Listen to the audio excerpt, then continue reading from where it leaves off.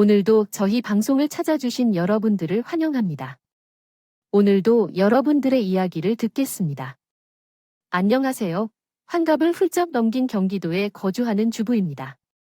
이제 아이들도 다 자리를 잡고 있는데 노후를 준비 중입니다. 그런데 맞벌이 중인 아들 가족을 돌보는 일이 있어서 시간이 많지 않아요. 그래도 오전에 손주를 유치원에 보내놓고 집안일을 하면서 이 방송을 듣는 것이 제 취미입니다.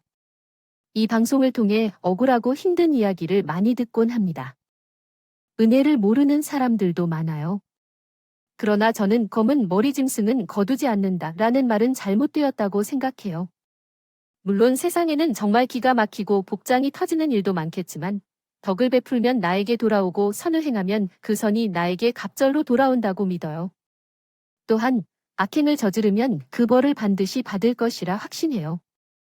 그래서 오늘 제 이야기를 전하려고 해요.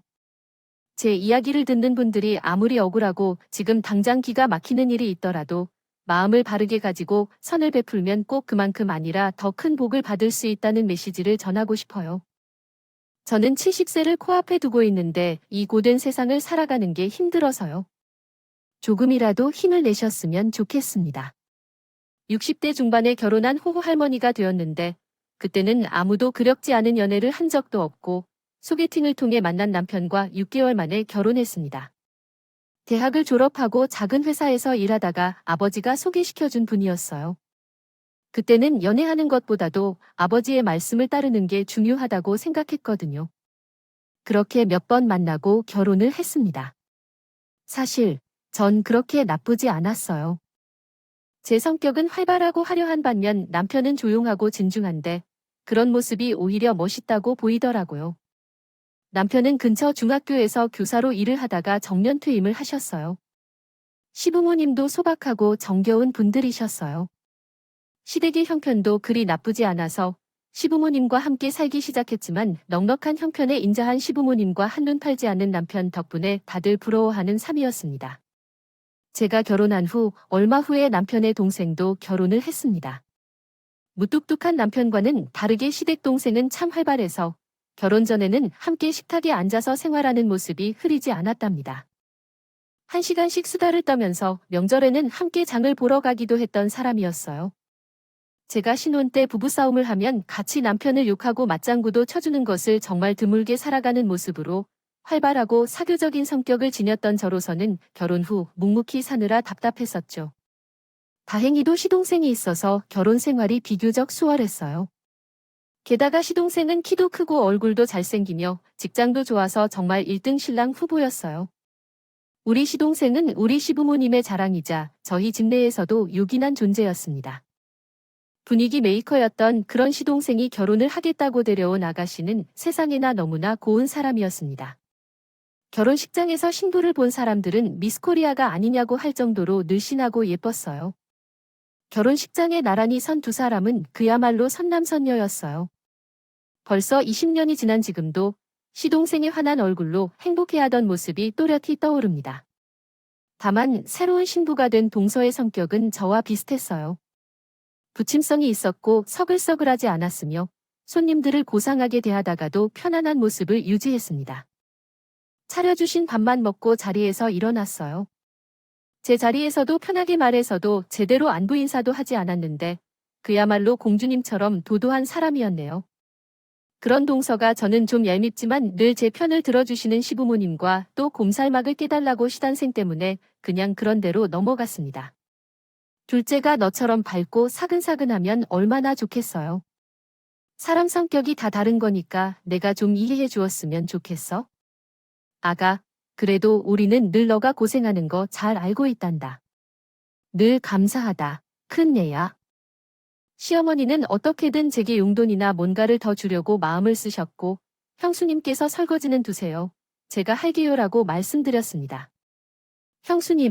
형수님의 음식은 정말 최고예요.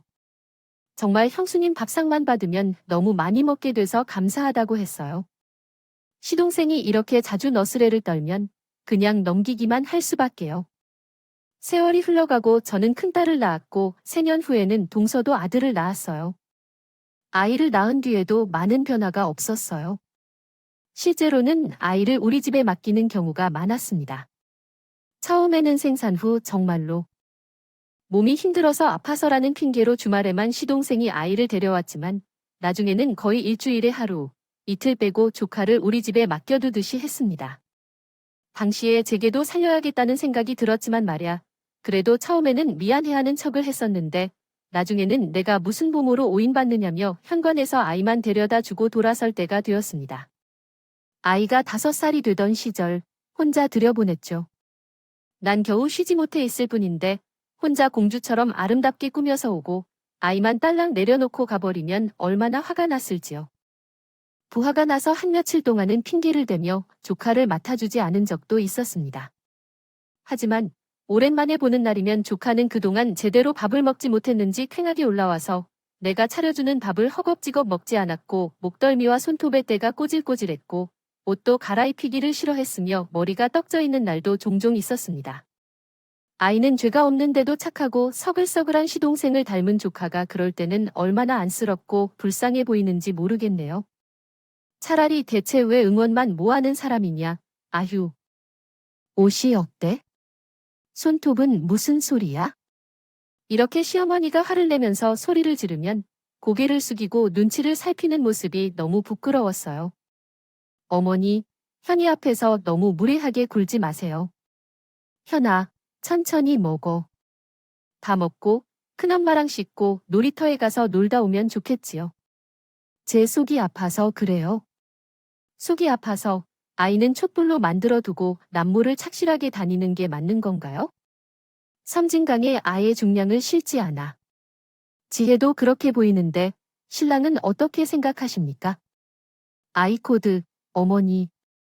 결국 아들 걱정이었군요. 도련님은 이미 어른이니 잘 챙겨주면 먹고 다닐 거라고 봐. 바빠서 속 끓이지 마세요. 저는 조카가 우리 집에 있는 동안 고개 숙이고 그의 머리를 쓰다듬을 뿐이었어요.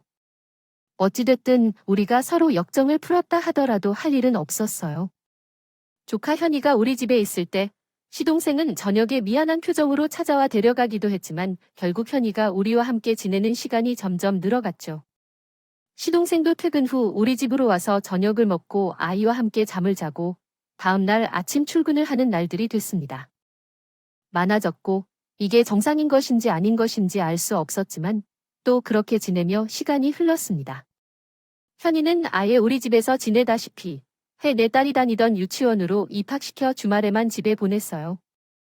그러지 않으면 애가 유치원도 제대로 못 다닐 것이 뻔했기 때문이었죠. 동네에서는 현이가 제 아들인 줄 아는 사람도 있었습니다. 그러는 동안 동서는 아이를 맡겨두고 메이크업을 배우러 다니며 미용 기술을 배워가기를 열 생각이라 바쁘다며 계속 밖으로 나돌았고 우리는 그저 동서는 그런 사람이겠거니 체념하며 지냈네요. 그러던 어느 날 현이가 학교에 들어가는 즈음이었을 때였다. 시동생이 자꾸 소화가 잘 되지 않고 더러워 보인다고 했다. 갑자기 살도 빠지고 안색도 안 좋아진다고 해서 믿기 어려운 일이 벌어졌다. 시동생이 암이었다는 거였다. 그것도 위암 말기였는데 병원에 가야 했을 때 이미 손을 대기에 지났었다. 지금은 기술이 발달하고 정기적으로 검사를 받기 때문에 암이라고 해도 희망적인 경우가 많지만 당시에는 암은 곧 사형선고나 다름없었었다. 이 암은 시동생처럼 젊고 건강할수록 더 빨리 번진다고 한다. 진행된 상황에서 손쓰기가 더 어려워한다고 했더군요. 더구나 병원비가 얼마나 비싼지까지 이야기했다. 그런데 평소에 잔병 치레를 하지 않던 건장한 시동생이 귀한 말기에 걸렸다는 소식은 진짜 충격적이었습니다.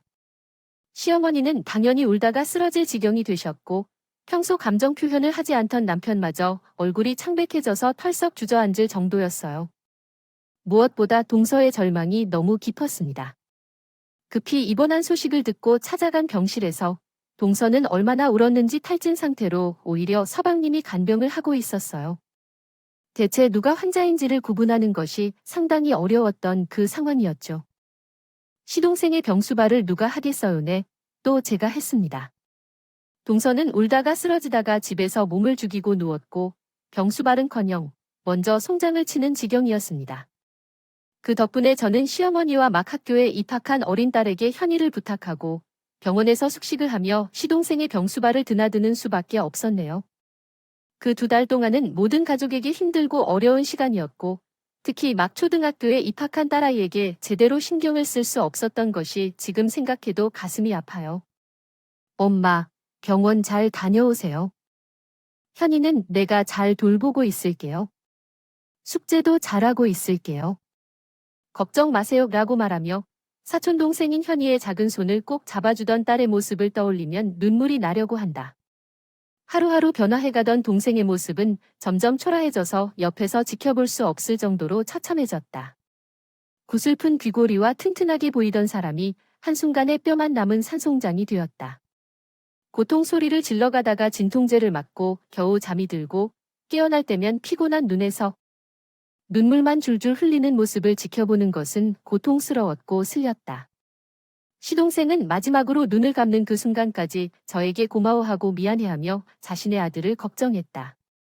형수님, 우리 형수님, 제가 너무 미안해요.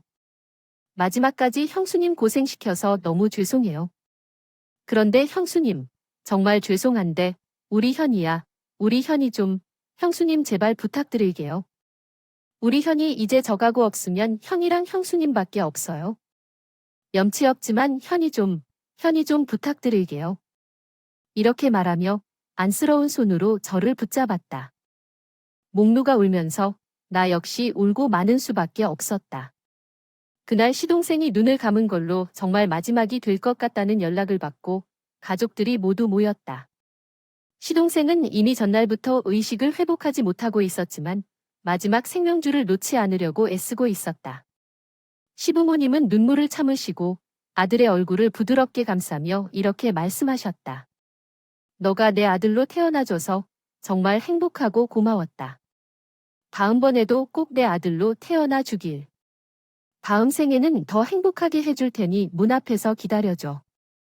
겁먹은 표정으로 있는 현이는 제가 손짓을 하자 겨우 다가와서 제 품에 안긴 채 자신의 아버지 얼굴을 바라보았습니다.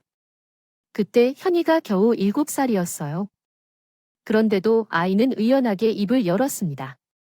아빠, 제 걱정은 마세요. 저 밥도 잘 먹고 공부도 열심히 하고 큰 엄마 말도 잘 듣고 있을게요. 아빠, 이제 아프지 마세요. 걱정 마세요. 끝까지 아들의 걱정을 놓지 못했던 시동생은 아들의 그 말을 듣고 안심이 되었는지 숨을 거두었습니다. 현이는 제 품에 안겨 저를 꼭 잡고 있었죠. 부모님의 슬픔도 크기는 컸지만 동생이 얼마나 절망하게 울부짖는지를 말하자면 안 되지만 고인을 추모하고 부모님을 돌보아야 하는 상황에서 비명을 지르며 울부짖는 모습이 조금 과하게 느껴졌어요. 특히 현이는 아버지의 사망보다 어머니의 그런 모습이 더 충격적이었던 것 같았습니다. 동생의 장례는 정신없이 지나갔습니다. 평소 서글서글한 성격과 많은 친구들 때문에 조문객들이 정신없이 몰려왔어요. 우리 부부는 슬픔을 견디기 어려워하는 부모님과 자녀들을 돌보기 위해 손님을 맞이하고 각종 장례 절차를 처리하느라 정신이 없었습니다. 어제는 없었습니다. 그러나 동서라는 여자는 여전했다. 사람은 변하지 않는다고 했던 것 같습니다. 동생이 숨을 거두었던 날에는 울고 떠들어 고인을 데려가지 말라며 악을 써 침대에 매달린 동서였습니다. 사람들은 겨우 떼어내야 할 정도로 이성을 잃고 어쩔 줄 모르더니 막상 장례식장이 꾸며지자 곱게 화장을 하고 깔끔하게 상복을 입고 나타나 영정 앞에 우수에 찬 얼굴로 앉아 있었습니다. 젊고 아름다운 미망인이 슬픈 얼굴로 거기에 앉아 있으니 한 폭의 그림과 같더군요. 문상에서 손님들마다 모두 마음 아플 때 동서를 다독였습니다. 그리고 동서는 그렇게 장례는 내내 우아하게 앉아만 있는 모습이었고 모든 잡다한 일은 제가 처리해야만 했습니다. 발인을 하는 날에는 슬쩍 자리를 비우고 어디서 한 것인지 머리까지 단정하게 드라이를 하고 화장을 곱게 싹 하고서 나타나며 자신의 친정 엄마와 함께 밥을 먹고 웃고 있더군요. 그 모습이 왠지 새침하긴 했지만 그렇다고 제가 대놓고 뭐라 할 수도 없는 상황이었어요. 그렇게 장례를 치르고 시동생은 허망하게 우리 곁을 떠났습니다. 동서는 시동생 앞으로 들어온 조의금과 시동생의 퇴직금, 보험금이 민낯에 비하여는 더 어울려 보였습니다. 시동생의 이름으로 집 전체를 정리하고 현이와 나 혼자 갈 것이라고 말하며 우리와 연락을 끊었습니다. 이 사건은 매우 충격적이고 마음이 아픈 상황이었지만 현이가 기분에 따라 우리로서는 어떤 말도 할 수 없었습니다. 집안은 한동안 조용해졌으며 부모님께서도 아이들의 병소를 돌보느라 고생하시고 저 또한 피로가 물씬 느껴졌습니다. 가을에 시동생을 떠난 후 우울한 겨울을 보내고 봄이 깊어가는 어느 날이었습니다. 겨우 힘을 내고 마음을 정화하려던 시점이었지만 그런데도 그날은 평생 잊을 수 없는 날이었어요. 딸이 처음으로 학교에 다니고 있고 부모님도 아침에 산책 중이었습니다. 한숨 돌리려고 했더니 누군가가 초인종을 누르더군요. 네, 누구세요? 저는 택시 기사입니다. 여기가 최연아이 씨 집 맞나요? 저는 낯선 사람이었고 갑자기 몇 달 전에 헤어진 조카의 이름이 나와서 마음이 떨렸습니다. 네, 현이에요. 현이는 우리 조카예요. 아니, 그렇다면 무슨 일인가요? 그러시면 좀 나와서 보세요. 택시비를 받아야 해서요. 신발도 제대로 신지 못하고 대문 밖으로 뛰어나간 채 대문 밖에는 정말로 택시 한 대가 서 있더라고요. 겁먹은 얼굴을 한 조카 현이가 엉거주춤 뒷좌석에서 내리는 겁니다. 아니, 이게 무슨 일이야, 현아? 현아, 너 혼자 왔어? 아니, 여기를 혼자 온 거야? 현이는 아무 말 없이 제 옷자락만 잡았습니다. 우리를 지켜보던 택시기사는 난감한 표정을 짓더니 이러더군요. 그게 이 아이 엄마로 보이는 사람이 아이만 태워서 여기로 보냈어요. 택시비는 여기서 주실 거라고 하면서 짐도 같이 실어서 보내길래 아시는 줄 알았는데요. 네, 그렇습니다. 그 동서였던 미친 여자가 쥐새끼를 택시에 딸랑 태워서 우리 집으로 보낸 것이었던데 저는 설명을 들으면서도 믿기 어려웠어요. 어머니가 자기 새끼를 버리는 일이라니 세상에 이런 일이 가능할까요? 택시비도 많이 나왔었어요. 당시에 10만 원에 육박했습니다. 아저씨, 10분만 기다려주세요. 이 아이를 태웠던 곳으로 다시 가요. 거기 어딘지 기억하실 거예요. 왕복 택시비는 다 드릴게요. 그러자 제 옷자락을 잡고 있던 현이가 결국 울음을 터뜨렸어요. 큰 어머니, 제가 잘못했어요. 다시 보내지 마세요. 제 말 잘 듣고 공부도 열심히 할 거예요. 밥도 조금만 먹을 거예요. 제가 버리지 않도록 해주세요. 목을 놓아온 현이의 말에 저는 기함하지 않을 수 없었어요. 현아, 아니야. 울지 마. 곧 할머니와 할아버지 오시면 너는 집에 있을 거야. 큰엄마가 현이 엄마랑 할 얘기가 있어서 그래. 울지 마. 누가 현을 버린다 그래? 아무도 안 버려. 이렇게 예쁜 현이를 누가 버려? 뚝, 저는 서럽게 우는 아이를 껴안고 같이 울어버렸습니다. 우리의 모습을 딱하게 바라보던 택시 기사가 말했습니다. 가는 건 어렵지 않아요. 내 가는 택시비는 안 받을게. 하지만 가더라도 소용은 없을 거예요. 애를 태우던 도중 이미 이사를 완료한 상태였고 트럭은 이미 떠나가고 있었습니다. 애를 이사 트럭에 올리기 어려웠기 때문에 애를 보낸 줄 알았지만 택시기사는 우리를 보고 혀를 휘두르며 다가왔습니다. 동서였던 그 여자는 책가방 하나와 작은 옷가방 몇 개만 챙겨서 애를 보냈다고 했습니다. 조카의 모습은 굉장히 인상적이었는데 잘생긴 아이가 처음에는 당황했다가 나중에는 조금 어색해하는 모습까지 보였습니다.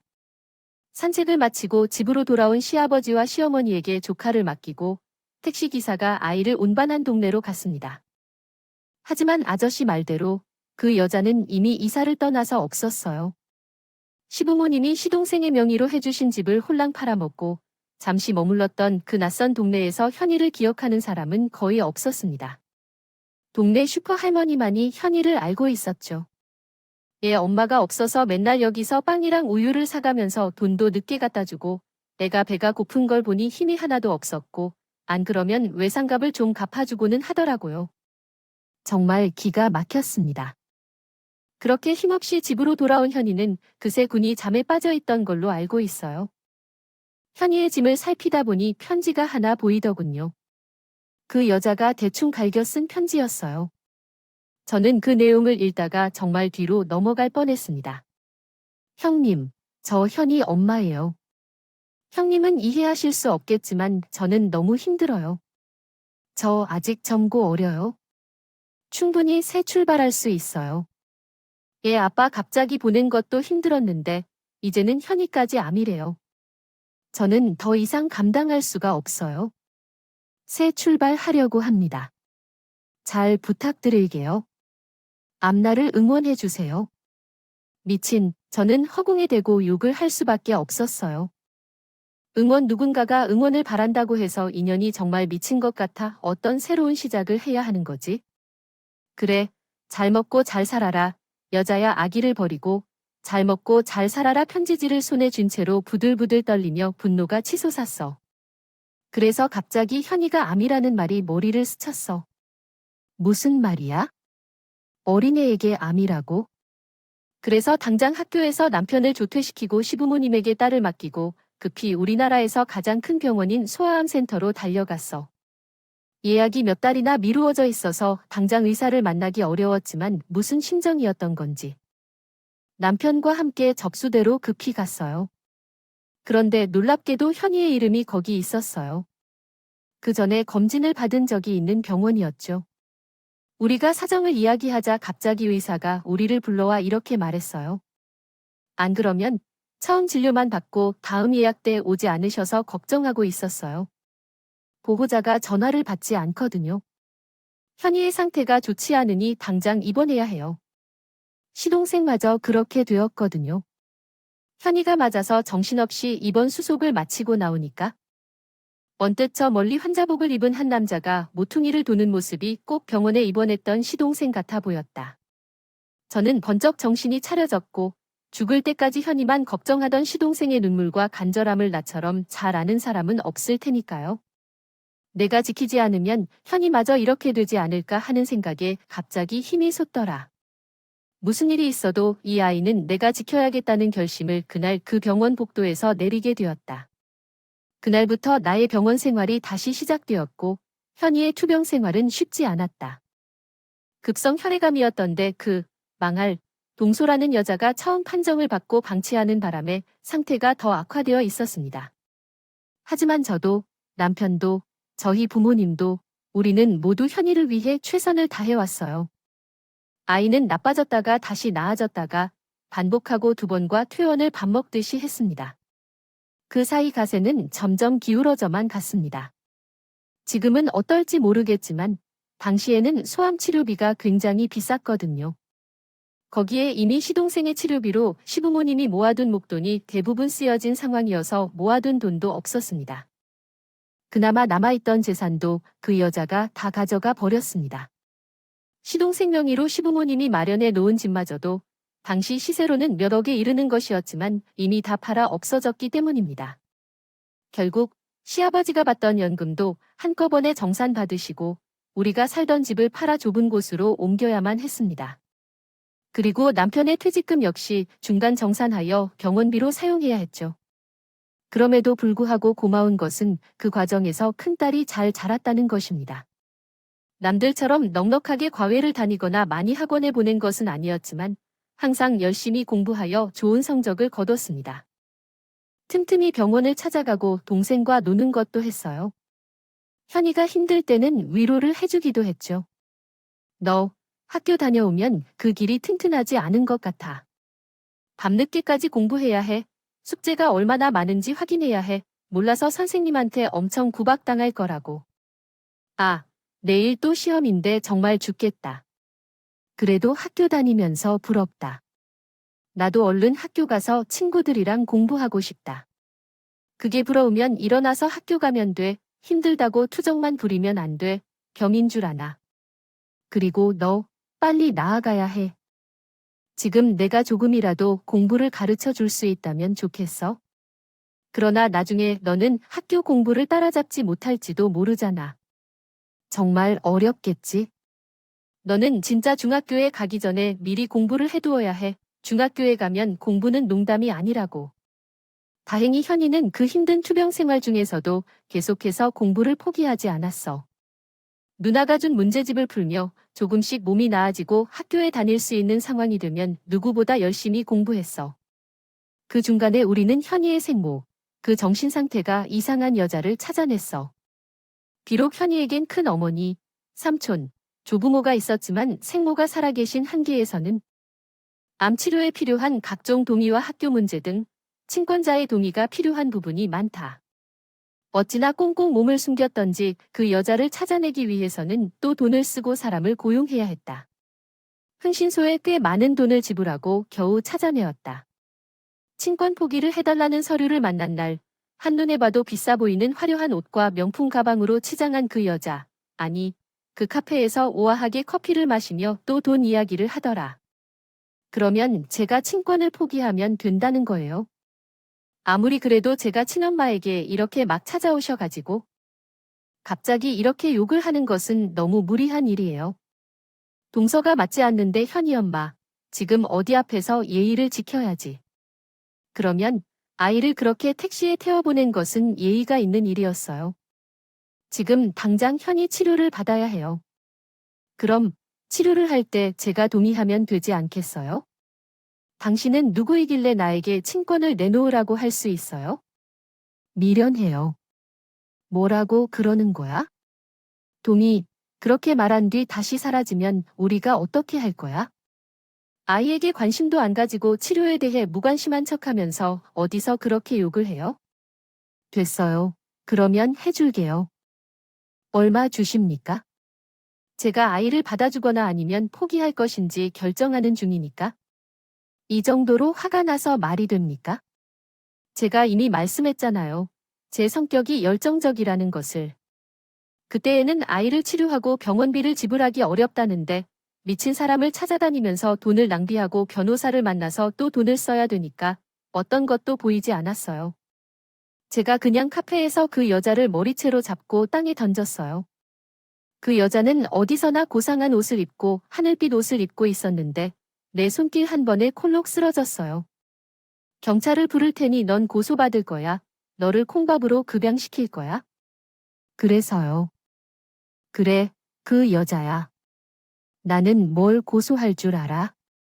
뒤늦게 달려온 남편이 말리지 않았다면 정말 그날 나는 무슨 짓을 했는지도 모르겠어요. 그런데 여기서 더 웃긴 건 그 여자도 남자가 있더라고요. 웬 제비처럼 생긴 놈이 달려와서는 마치 보물인 것처럼 그 여자를 감싸고 둘러싼다. 참으로 역겨워서 죽을 뻔했습니다. 경찰이 달려오고 그 여자는 고소한다고 나섰습니다. 조용한 남편이 나섰어요. 고소하려면 그렇게 하세요. 그러나 명심해, 이 사람을 고소하고 현이 제대로 치료를 못 받게 하면 나도 그 사람도 무슨 짓을 할지 몰라요.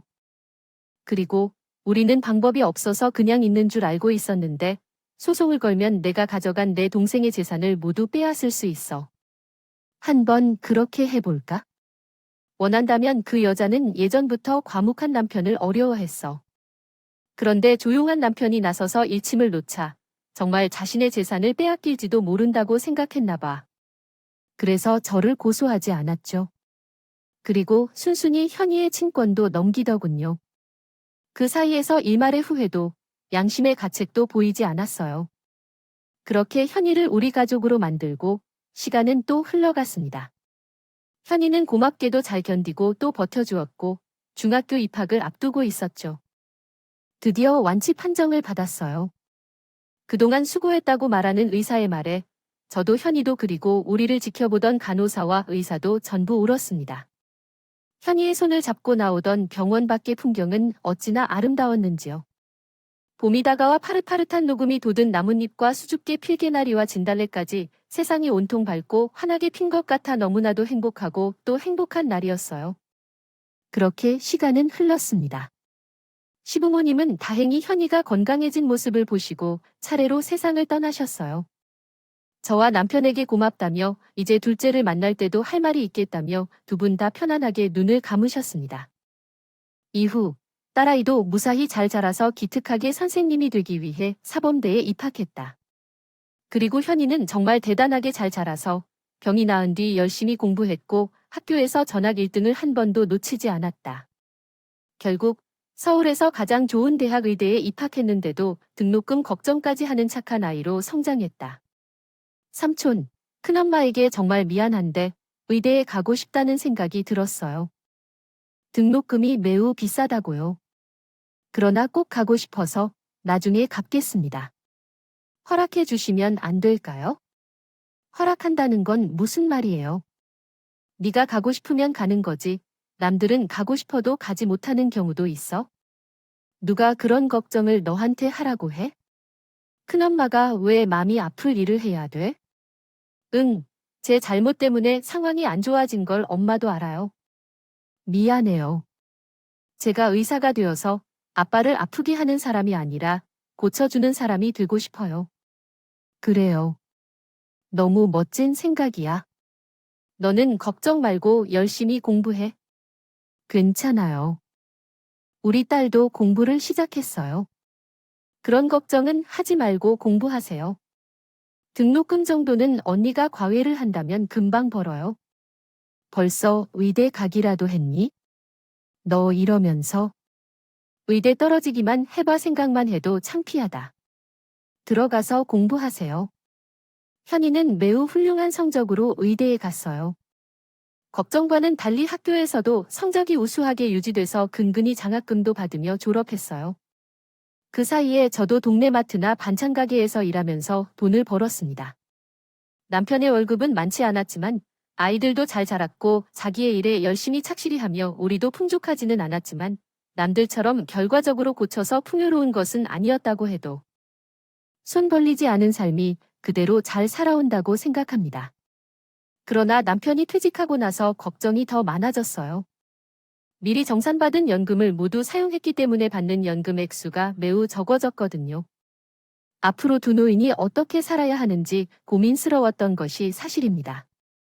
남편도 경비원 일이라도 하나 찾아봐야 할까 생각 중이었는데, 그런데 현이가 바쁜 일 중 하나로 병원 찾아올 때 나를 어딘가로 데려갔어요.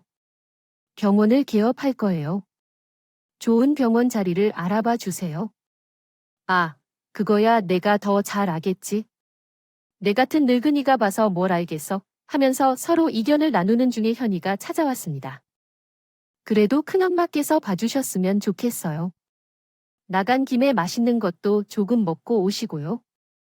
그러고 나서 현이는 저를 집에서 조금 떨어진 곳에 있는 어떤 건물로 데려갔어요. 규모는 크지는 않지만 너무 번듯하고 깔끔한 8층 건물 중 3층에 빈 상가가 있었어요.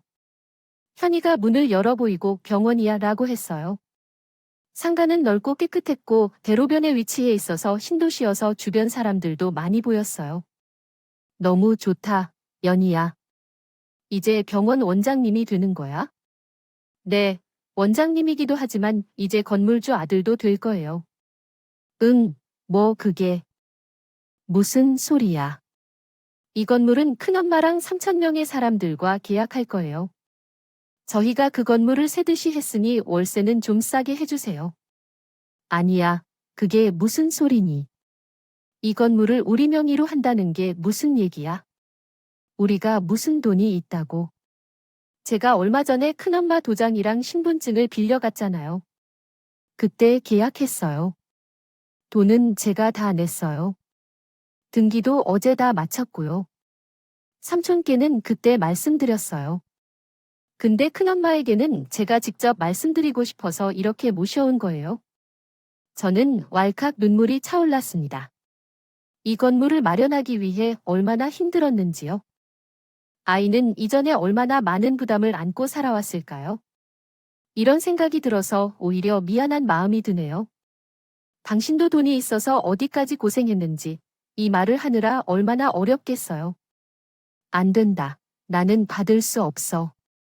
현이는 흐느껴 울게 놓았습니다. 저는 편안하게 살려고 하는 거예요, 엄마. 저도 월세를 아끼고 편안하게 살려고요. 제가 여기서 삼촌, 큰어머니, 누나와 함께 편안하게 살고 싶어요. 제 마음을 받아주세요. 저는 그 자리에서 훌쩍 울었습니다. 감사하고 미안함이 뒤섞인 그런 눈물이었어요. 그동안 쑥스러워서 제가 말씀은 못 드렸는데 저희 키워주시고 사랑으로 안아주셔서 정말 감사드려요.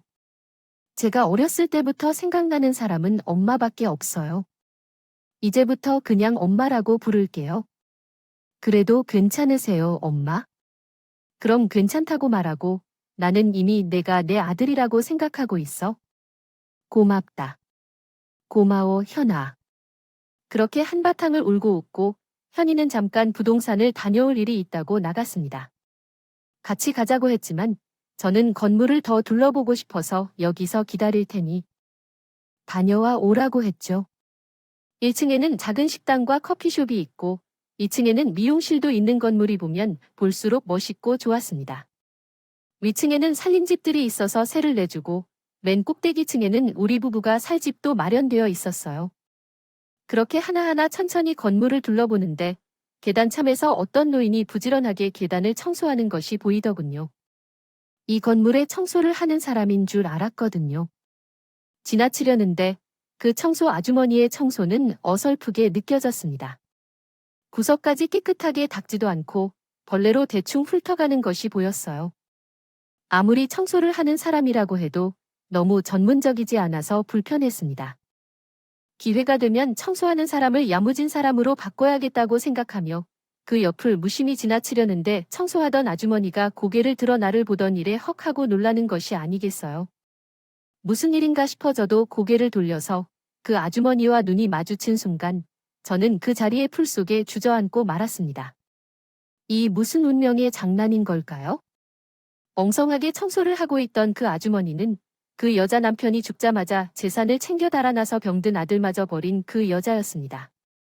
그 재산은 어디다 탕진했는지 주름이 자글자글하고 검버섯으로 뒤덮인 푸석한 얼굴에 파리한 낯빛이 돋보였다. 그 지저분한 차림새는 예전에 화려했던 것을 상상케 했다. 모습으로는 상상조차 할 수 없는 모습이었어요. 너 내가 왜 여기 있어? 내가 왜 여기에? 왜 내가 여기 있는 게 어때? 나는 내 일을 하고 있어. 아는 척하지 말고 갈 길을 가세요. 이 여자야? 이게 아직도 뻔뻔하게 당장 내 눈앞에서 사라져 당장 여기서 나가라니까 저는 벌떡 일어나 그 여자에게 달려들어 멱살을 잡았습니다. 왜 이래? 이 여자가 로망이 난 거야 뭐라고 왜 다른 사람이라는 데서 난리야? 안 그래도 힘들어 죽겠는데 왜 이러는 거야? 이 여자야.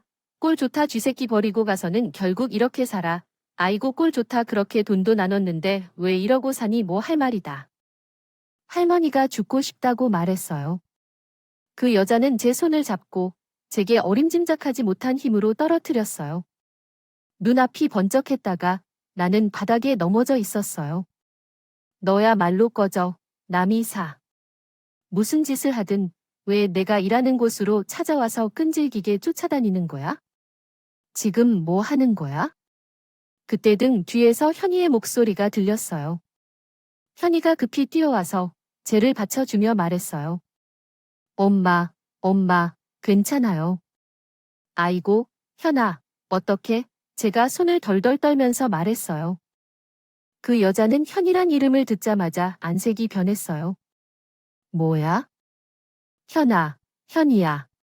내가 현이니. 너는 안 죽고 살아 있었어? 정말 현이 맞니? 그 여자가 반삭하며 현이에게 다가왔어. 나야. 미친 엄마야, 현아. 아휴, 내 새끼. 정말 멋지게 컸구나. 엄마 알겠어. 그러나 현이는 나를 부축해 일으키며 차가운 얼굴로 그 여자를 밀쳐내며 말했어. 이 아주머니가 지금 뭘 하시는 거예요? 엄마라뇨. 제 어머니는 지금 분이신데 누구 보고 이러시는 거예요? 사람 잘못 보셨나 보네요. 아니야, 현아. 너 체험 맞지? 어릴 때 얼굴이 코대로 있네. 나 엄마야. 엄마 알아보겠니? 갑자기 아련한 목소리로 팔을 벌리는 그 여자에게. 현이는 냉소를 보냈다. 네, 제가 최현이 맞습니다. 제 어머니는 이분이에요. 제가 아프거나 어려울 때나 늘 돌봐주시고 키워주신 분이 제 엄마예요. 현이는 냉정하게 그 여자를 지나치며 덧붙였다. 예전에 아들을 어디로 버렸다가 이제 와서 이런 것 하시는지 보니 예전에도 그 아들은 아마 당신을 엄마라고 생각하진 않았겠죠. 매일 집에서 거울만 쳐다보고 다른 남자 만나러 나가다가 아이는 혼자 남겨져 밤새 무서워하고 배고파 울다 잠들던 기억밖에 남지 않았을 텐데 그런 여자를 엄마라고 생각하셨을까요? 그러자 그 여자는 창백해진 채 얼어붙었습니다. 건물주가 변경되었어요. 이제 우리 엄마가 건물 주인이니까 지금부터 나가실 필요는 없습니다. 월세는 챙겨줄 테니 이사하세요. 또한 이 건물에서 다시 발을 들이면 경찰을 불러칠 거니까요. 그러니 바로 사라지세요. 현이는 차분한 경고를 한 뒤에 나를 부축하며 밖으로 나왔습니다. 현아, 괜찮니? 응, 괜찮아. 이게 어떤 악연이야? 왜 저 여자를 여기에 끌어들여? 현이는 아직 떨고 있는 제 손을 꼭 잡았어요. 그리고 제게 이렇게 말했어요. 엄마, 아까 말했잖아요. 제 엄마는 여기 있다고. 당연히 저 괜찮아요. 외롭고 보고 싶었던 건 어렸을 때 충분해서인지 이제는 진짜 너무 아무렇지도 않아요. 저는 엄마만 괜찮으면 돼요. 엄마 괜찮아요. 저는 그렇게 말하는 현이를 껴안고 또 한참을 울었습니다. 안쓰럽고 또 안쓰러워서 말이죠. 그런 일을 겪고 우리 가족은 더욱 단단해졌어요.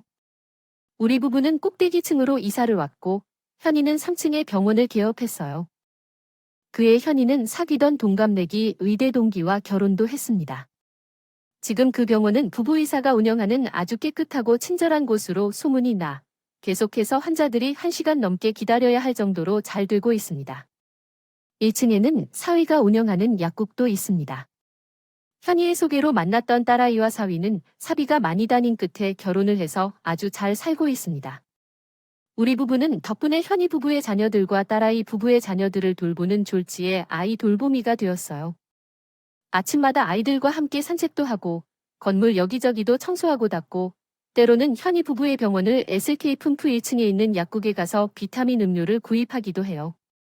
얻어먹기도 하면서 애들 손을 잡고 놀이터에 가기도 하며 그런 평화로운 날들을 보내고 있습니다. 정말 너무나도 즐겁고 행복한 하루를 보내고 있네요. 아, 그 여자요.